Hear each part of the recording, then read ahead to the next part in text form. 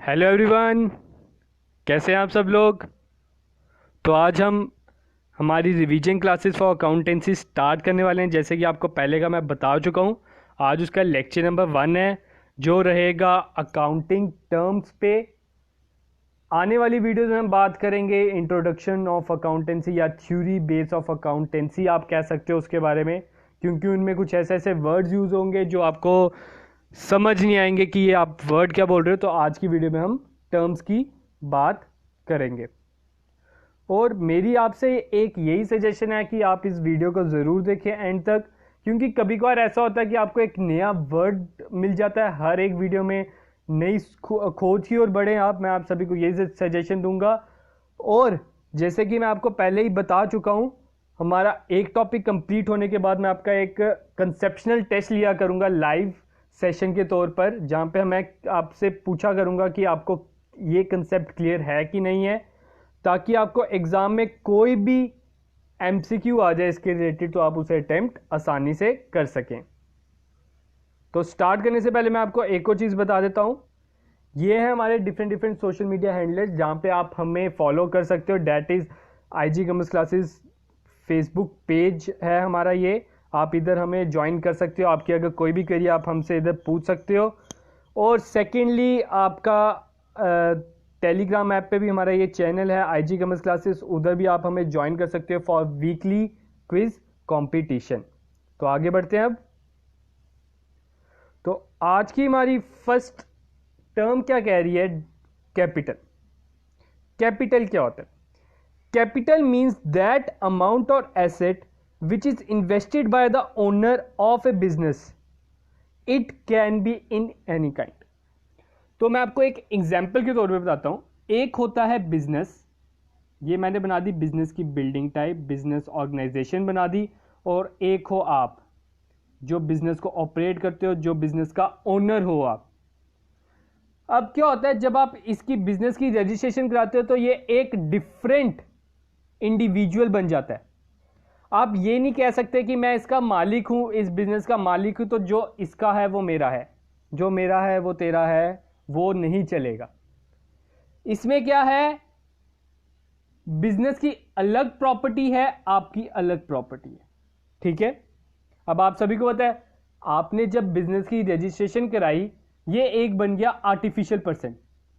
ये क्या बन गया? एक आर्टिफिशियल पर्सन जो कि अपने नाम पे प्रॉपर्टी तक ले सकता है, लेकिन बेचारे के पास चलने के लिए पैर नहीं है, यूज करने के लिए दिमाग नहीं है, तो उसको यूज कौन करेगा? आप। तो उस चीज को यूज करने के लिए आप क्या करते हो? इसे कुछ पैसा देते हो, क्योंकि इसके पास ऑटोमेटिक तो इसकी पॉकेट में पैसा नहीं आ जाएगा, इसके अंदर कोई पैसा लगाने वाला होना चाहिए। आपने जो ओनर ने जो इसमें पैसा लगाया उसको हम बोलते हैं कैपिटल। अब बात आती है, ओनर क्या हमेशा पैसा ही लगाता है? नहीं, वो कभी कभार कोई एसेट भी लगाएगा। एसेट मतलब कोई एसी, किसी भी थिंग में वो इन्वेस्ट कर सकता है।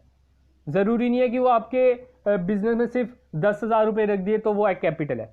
वो आपके बिजनेस में फर्नीचर भी लगाएगा, अपने फर्नीचर के साथ एसी भी लगाएगा। अपने पैसों से जो वो अपने पैसों से लगाएगा बिजनेस में, उसको हम बोलेंगे कैपिटल। तो सिंपल वर्ड में हम कह सकते हैं capital means all those things which is given by businessman to business. जो बिजनेस ने अपनी जेब से बिजनेस में लगाया है उसको हम बोलेंगे कैपिटल। इस लाइन की बड़ी महत्व है, इसको ध्यान रखें। It can be in any kind, वो किसी भी रूप में हो सकता है। अगर उसने बिजनेस के नाम पे एक गाड़ी खरीदी है, बिजनेस को एक गाड़ी की गिफ्ट दी है, तो वो भी उसकी क्या कहलाएगी? कैपिटल। ठीक है। अब आगे बढ़ते हैं। नेक्स्ट है drawing. Drawing is also a part of capital, but it is deducted from capital. ये क्या होता है? कैपिटल में से डिडक्ट होती है। पहले पढ़ लेते हैं डेफिनेशन क्या लिखी है। It refers to that amount which is withdrawn by business for its personal use. Personal use को मैंने बोल्ड किया, दिस इज मोस्ट इंपॉर्टेंट। कहीं भी आपको लिखा होगा cash withdrawn from business for personal use, मतलब वो अपने पर्सनल यूज के लिए कोई पैसा निकालेगा बिजनेस से ओनर, तो उसको हम क्या बोलेंगे, ड्राइंग। फॉर एग्जाम्पल, जैसे कि मैंने पहले समझाया, एक बिजनेसमैन है और एक बिजनेस है। अगर आप बिजनेस से 100 रुपीज लेते हो for personal use, for your personal use, आपका कोई भी पर्सनल यूज हो सकता है। आपने उस 100 रुपए की क्या था, चाय पी ली, कुछ खा लिया, क्या पता उसके पैसों से आपने अपने बच्चे की फीस दी, वो बच्चा तो आपका है, बिजनेस का थोड़ी है, तो वो भी आपका क्या कहलाएगा, पर्सनल यूज। जो ओनर अपने पर्सनल यूज के लिए पैसा निकालेगा बिजनेस से, it is known as drawing. अब इसमें भी सेम क्वेश्चन आता है, it can be in cash as well as in other form also, वो बाकी तरीकों में भी हो सकता है। फॉर एग्जाम्पल, आप बिजनेस की चेयर उठा के ले गए हो अपने घर पे, तो वो भी ड्राइंग कहलाएगी, क्योंकि आप उसके अपने पर्सनल यूज में यूज ला रहे हो उसका। तो ड्राइंग और कैपिटल, यही चीज याद रखनी है, ये किसी भी रूप में हो सकती है, सिर्फ और सिर्फ कैश के रूप में नहीं, कोई एसेट के रूप में भी हो सकती है। नेक्स्ट है डेटर्स। हु आर डेटर्स, ये नीचे मैंने लिखा है क्रेडिटर एंड डेटर्स। इन दोनों को मैं इकट्ठे समझाता हूं, क्या होता है डेटर्स और क्रेडिटर। हम एक एग्जांपल लेते हैं, एक है मिस्टर ए, एक है मिस्टर बी, जो कि हम है, ठीक है, हम बी बन जाते हैं, और थर्ड वन हम ले लेते हैं सी। अब आपको पता है, एक होता है सप्लायर, होलसेलर, रिटेलर।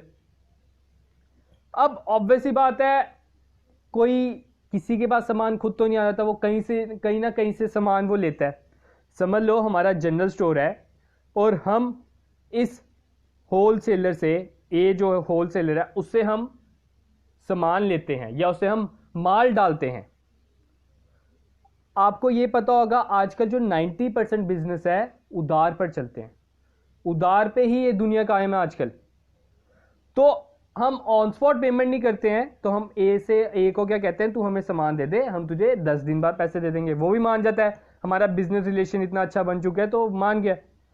जब आप उससे उधार पे सामान लेते हो, उधार पर सामान लेते हो, तो वो आपके लिए बन जाएगा क्रेडिटर।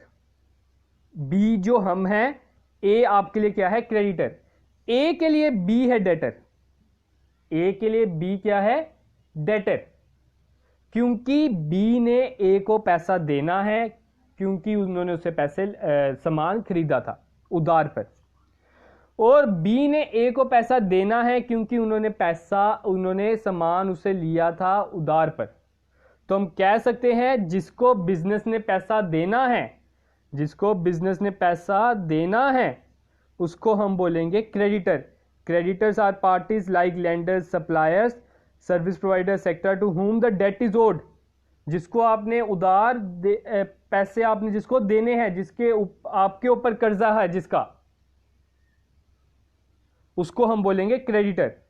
लेकिन जो डेटर है, डेटर वो है जिससे आपने पैसे लेने हैं, डेटर वो है जिससे आपने पैसे लेने हैं। आपने किसी को उधार पर बेचा है, जैसे कि बी और सी रह गया, अभी हमने सी को सामान बेचा, तो ये हमारे लिए क्या हो जाएगा, डेटर, और ए हमारे लिए क्या हो जाएगा, क्रेडिटर। ठीक है, तो ये चीज आपने ध्यान रखनी है। अब मैंने नीचे एक को लाइन लिखी है, in your normal line of business operation you may be debtor as well as creditor. आप किसी को उधार पे सामान देते भी हो, तो किसी से सामान उधार पर लेते भी हो, तो आप अपने नॉर्मल कोर्स में डेटर भी हो, क्रेडिटर भी हो। नेक्स्ट है अकाउंट पेएबल। अकाउंट पेएबल और रिसीवेबल भी डेटर और क्रेडिटर से ही मिलता जुलता है।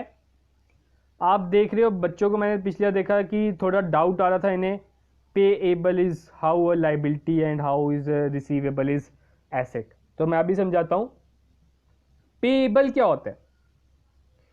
जो पैसा आपने अभी देना है, तो इसको मैं दूसरा नाम दे बोल सकता हूं क्रेडिटर। अकाउंट पेएबल को दूसरा नाम क्या बोल सकते हैं? क्रेडिटर। अब अकाउंट पेएबल में एक और आ जाता है, it includes creditor as well as bill payable, BP जिसे आप कह सकते हो। इसमें बिल पेएबल भी आ जाता है। असली में बिल पेएबल क्रेडिटर एक ही चीज है मैं कहूंगा, लेकिन आपको मीनिंग समझा देता हूं। बिल पेएबल क्या होता है? हमने अभी ऊपर एग्जांपल ली ए और बी की। हमने ए से सामान लिया था, तो मैंने क्या किया, बिल बना दिया एक। बिल वो नहीं जो कि दुकानदार देता है, बिल इसमें इन द सेंस हम लेते हैं बिल ऑफ एक्सचेंज। इसका मतलब क्या होता है कि जब भी ये टाइम पीरियड खत्म होगा, मैं उसमें बिल पे ना डेट डाल दूंगा, आने वाले 10 दिनों की या 20 दिनों की, 30 दिनों की या 2 महीनों की। वो बिल क्या करेगा, ए संभाल कर रखेगा। जब उसके वो 30 दिन हो जाएंगे कंप्लीट, तो उसे वो बैंक से एनकैश करा लेगा। तो हम इसे कह सकते हैं कि it is just like a cheque which is to be encashed in upcoming days, जो आने वाले दिनों में कैश होने वाला है। हमने उसमें डेट लेट की डाली होती है, तो उसको हम बोलते हैं बिल पेएबल।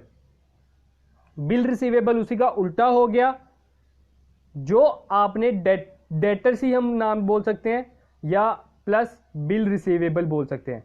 हमारे डेटर्स क्या करते हैं, हमें बिल दे देते हैं कि 10 दिनों बाद आपको हमारे पास आने की जरूरत नहीं है, सीधे बैंक में जाना, ये रिसिप्ट दिखाना और पैसे ले लेना, तो उसको हम बोलते हैं बिल रिसीवेबल। तो मैं कहूंगा debtors and bill receivable are same things, they are not so much difference, बस कुछ अमाउंट तक उनमें डिफरेंस है, कोई 5-6% का, ज्यादा नहीं। अब जो हम पढ़ने जा रहे हैं that is asset, the blood of business कह सकता हूं मैं, द मेन अकाउंटेंसी टर्म जो आपको पता होना चाहिए, इसका एग्जैक्ट मीनिंग पता होना चाहिए। क्या है asset? Anything that company own that has monetary value are listed in assets, जिसकी मनी में वैल्यू है, जो कंपनी जिसका मालिक है। फॉर एग्जाम्पल, मेरा इंस्टीट्यूट है आईजी कॉमर्स क्लासेस, आप सभी को पता है मेरा अपना इंस्टीट्यूट है आईजी कॉमर्स क्लासेस। तो उस इंस्टीट्यूट में जितने भी चीजें पड़ी हैं, जिसका मेरा बिजनेस मालिक है, कोई क्लेम नहीं कर सकता कि ये मेरा है, ये मेरा है।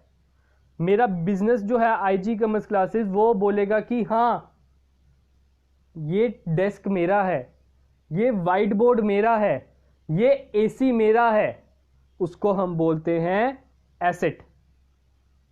दूसरी चीज आपने क्या याद रखनी है, ये आपको पैसा कमाने में मदद करती है। एसेट जो है आपको पैसा कमाने में मदद करती है। अब कैसे? मैंने जैसे एग्जांपल दिया एसी की, मैंने एसी लगाया है, अगर मैं एसी नहीं लगाऊं, मेरे स्टूडेंट्स तो मेरे पास आएंगे नहीं, ओहो उधर बड़ी गर्मी होती है, हमने नहीं जाना उधर पढ़ने आजकल की गर्मी के टाइम पे। मैं उधर व्हाइट बोर्ड नहीं लगाऊं तो स्टूडेंट्स तो आएंगे नहीं। उधर मैं डेस्क नहीं लगाऊं, बोलूंगा नीचे बैठ जाओ बच्चों, तो क्या हो गया, नीचे बैठने से क्या होगा, लेकिन वो बैठेंगे नहीं, हमने नहीं नीचे बैठना। तो वो चीज भी मुझे पैसा कमाने में मदद कर रही है, वो मनी में वैल्यू कर सकता हूं मैं उनको, उसका मेरा बिजनेस मालिक है, वो और कोई क्लेम नहीं कर सकता, उसको हम क्या बोलते हैं, एसेट। नेक्स्ट थिंग आ जाती है एसेट की टाइप्स। एसेट की 2 टाइप्स हैं, that is current assets and fixed assets. Current assets वो हैं जो पैसे में चेंज हो जाए 1 साल के अंदर अंदर, जो पैसे के अंदर चेंज हो जाए 1 साल के अंदर अंदर। फॉर एग्जाम्पल, आपके पास बिजनेस में पैसा बढ़ा है, वो पहले में ही पैसा है, तो उसको हम बोलेंगे करंट एसेट, और आप उसके मालिक हो। Second, inventory. इन्वेंट्री आप बोल सकते हो स्टॉक, आपकी दुकान पे जो स्टॉक पड़ा हुआ है, बेचने के पर्पज से लाए हो आप स्टॉक, जो आप बेचने के पर्पज से लाए हो। अगर आपका गारमेंट स्टोर है तो आप उधर पेंट बेचने के लिए लाए हो, आप उसको ना करते महीने के अंदर बेच दोगे, 2 महीनों में बेच दोगे, 3 महीने के अंदर तो बेचना ही पड़ेगा, है ना। तो वो भी आपका क्या है, current asset. Second, account receivable, या आप बोल सकते हो डेटर्स। डेटर से कभी आपने किसी को उधार दिया साल के लिए, वो तो लोन हो जाता है। डेटर से आप ज़्यादा से ज़्यादा 10 दिन, 15 दिन, 20 दिन, 30 दिन के ऊपर आप डेटर को उधार नहीं देते हो। तो debtor is also is your current asset. Next है आपका फिक्स्ड एसेट। फिक्स्ड एसेट्स क्या है? जो 1 साल के बाद पैसे में चेंज हुए। फॉर एग्जाम्पल योर फर्नीचर, आपने दुकान पे कोई फर्नीचर लगाया है, उसको आप 1 साल में तो नहीं बेचोगे। जब वो खराब होगा, कुछ 3-4 साल मिनिमम मैं कहूँगा, फर्नीचर तो 10 साल भी निकाल जाते हैं, तो कोई 10-10 साल बाद बेच रहा है, तो वो चीज़ जो साल के बाद पैसे में चेंज होए उसको हम बोलते हैं फिक्स्ड एसेट्स। तो इसी से रिलेटेड आपको एमसीक्यू आ सकता है, furniture is your, building is your fixed asset, land is your fixed asset, machinery is your fixed asset. ये आपको एमसीक्यू आ सकता है, आपको इसका कंसेप्ट क्लियर होना चाहिए। अब फिक्स्ड एसेट्स को भी 2 में डिवाइड किया इन्होंने किया है, that is tangible assets and intangible assets. आप सभी को पता होगा टेंजिबल एसेट्स का क्या मीनिंग होता है। टेंजिबल का मतलब जिसे आप टच कर सकते हो, इनटेंजिबल जिसको आप टच नहीं कर सकते। तो आप इधर देख सकते हो, जिसको आप टच कर सकते हो वो आपके tangible asset, that land, building, plant and machinery, furniture, vehicle, inventory, receivable. Intangible में क्या आ जाएगा? Goodwill. Goodwill is reputation of business. मैंने पहले समझाया था what is goodwill. Goodwill is reputation of business. Example भी दी थी एक। फॉर एग्जाम्पल 2 पूड़ी वाले हैं, एक है पहलवान, दूसरा हमारे इधर है एक रेडी वाला। वो देता है 35 की प्लेट पूड़ी, पहलवान का रेट है 80 रुपये, लेकिन फिर भी पहलवान की सेल उससे ज़्यादा है, वो दिन की फिर भी 200 प्लेट बेच देता है, रेडी वाला 50 ही बेच पाता है। वो क्यों? जस्ट बिकॉज ऑफ गुडविल, उसकी क्योंकि रेपुटेशन है, उसकी क्योंकि रेपुटेशन है, उसने पिछले इतने सालों से काम कर रहा है, उसने अपना नाम बना लिया उधर, तभी इंसान उधर जाता है और उस पर ज़्यादा पैसे खर्च के पूड़ी खाता है। सेकंड है पेटेंट राइट। पेटेंट राइट भी आपको पता होगा, trademark, copyright, brand, know how, ये सारे इंटेंजिबल एसेट है क्योंकि आप इन्हें टच नहीं कर सकते। तो आपसे पूछा जा सकता है which of the following is a intangible assets और टेंजिबल एसेट्स। तो ये maximum main and the most important intangible assets हैं और ये टेंजिबल एसेट्स हैं।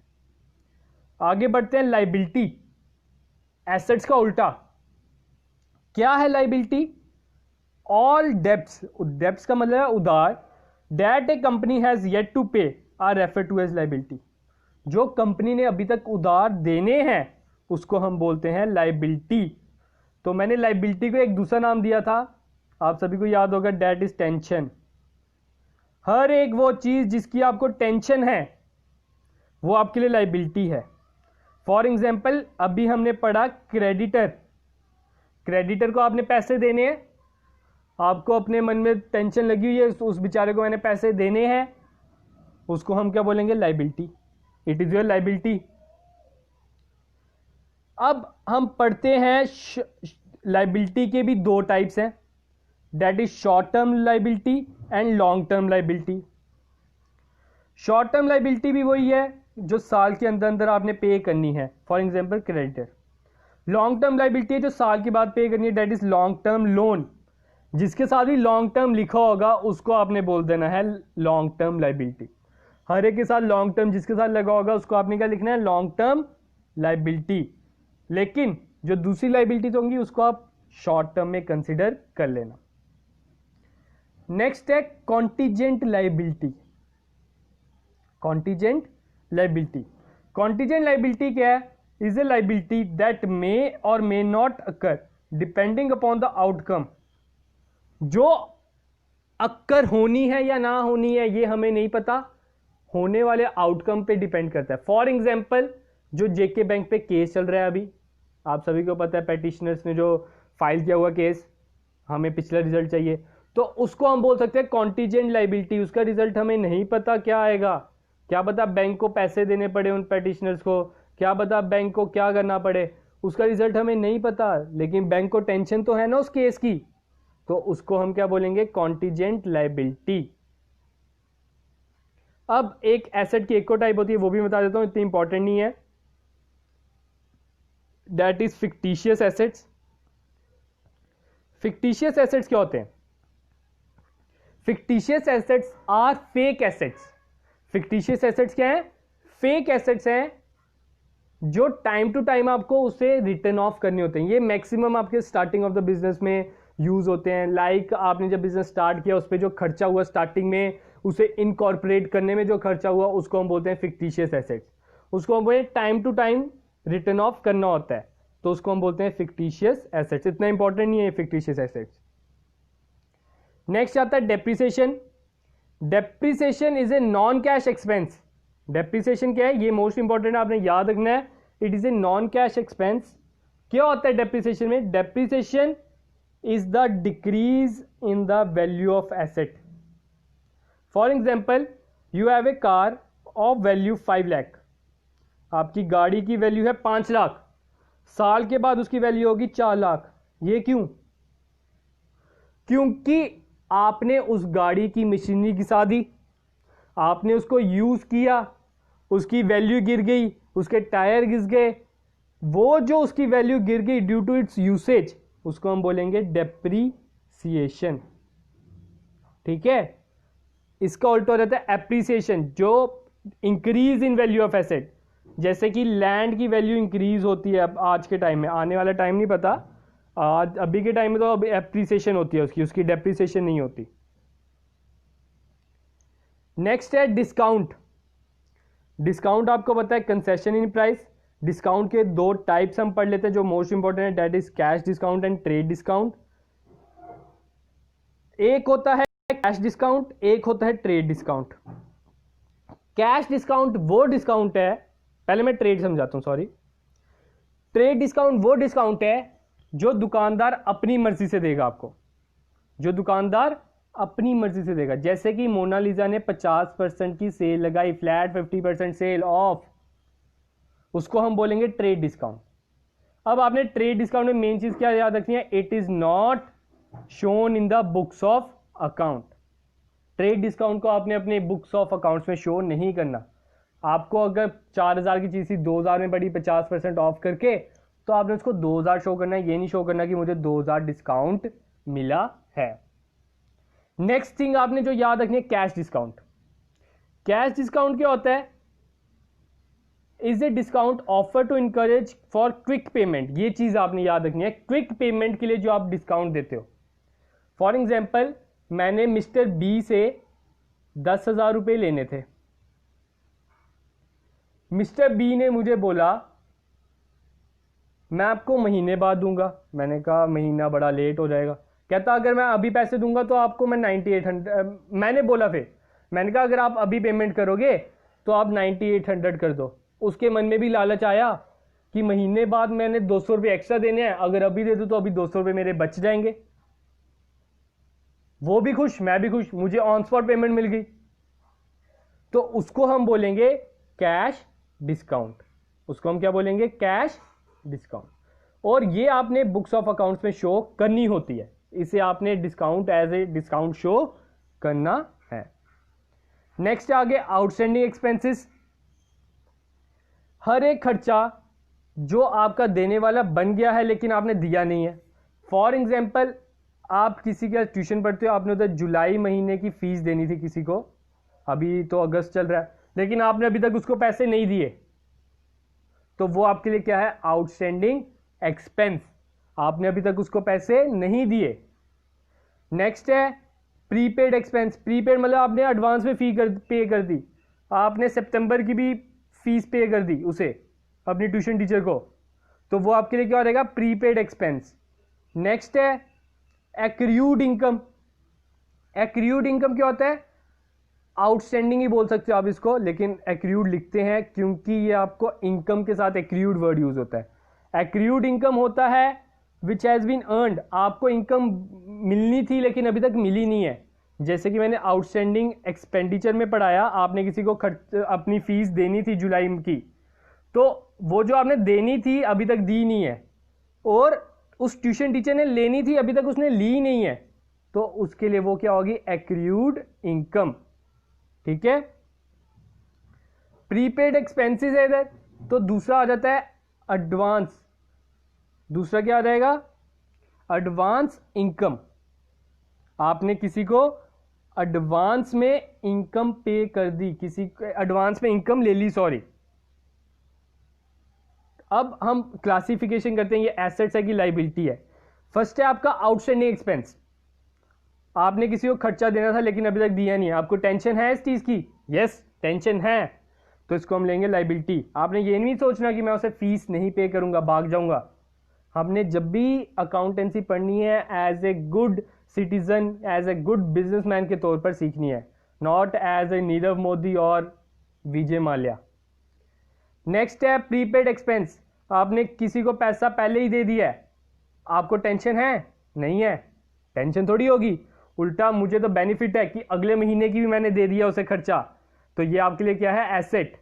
ये आपके लिए क्या है, एसेट। सेकंड है एक्रूड इनकम। एक्रूड इनकम, आपने इनकम आपकी आउटस्टैंडिंग है एक तरह की, आपको पैसा आना था अभी तक आया नहीं है, आपको इसकी टेंशन है नहीं है, आपको तो इसका बेनिफिट है, आप कह रहे हो कि हाँ पैसा आना है मुझे, उसने पैसा देना है, तो ये भी आपके लिए क्या है, एसेट है। आपसे पूछा जा सकता है ये एसेट है कि लाइबिलिटी है, which of the following is a liability, which of the following is a asset. Next one आती है एडवांस इनकम, आप किसी से पैसा एडवांस में ले लो, तो वो आपके लिए क्या है, that is a liability for you, क्योंकि आपने किसी से पहले का ही पैसा ले लिया, अब आपको टेंशन लगी रहेगी कि उसको सर्विस भी तो प्रोवाइड करनी है, उसको वो ट्यूशन में पढ़ाना भी तो पड़ेगा, सितंबर महीने की उसने दे दी है, मुझे सितंबर में पढ़ाना तो पड़ेगा उसे, चाहे मैंने पैसा ले लिया, टेंशन लगी रहेगी, तो वो आपके लिए क्या है, लाइबिलिटी। नेक्स्ट है bad debts. Bad debts debtor से रिलेटेड वर्ड है, जो पैसा आपका डूब गया। डेटर्स मैंने समझाया था जिससे हमने पैसा लेना है, debtors are those person from whom we have to take money, जिनसे हमने पैसा लेना है। अब बाय चांस मैंने इससे लेना था 200 रुपये, ये मुकर गया, कहता मैंने नहीं देना, जो तूने करना है कर ले।